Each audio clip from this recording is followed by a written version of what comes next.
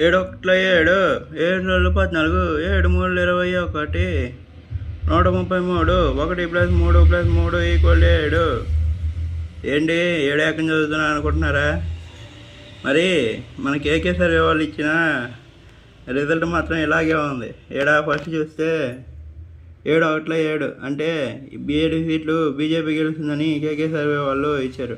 అదేవిధంగా 7 2 14 7 2 14 అంటే వైసీపీ 14 సీట్లు గెలుస్తుందని కేకే సర్వే వాళ్ళు ఇచ్చారు. అదేవిధంగా 7 3 21 7 3 21 అంటే జనసేన 21 సీట్లు గెలుస్తుందని చెప్పారు. అదేవిధంగా 133 అదే తెలుగుదేశం 133 సీట్లు గెలుస్తుందని ఇక్కడ 1 + 3 + 3 = 7.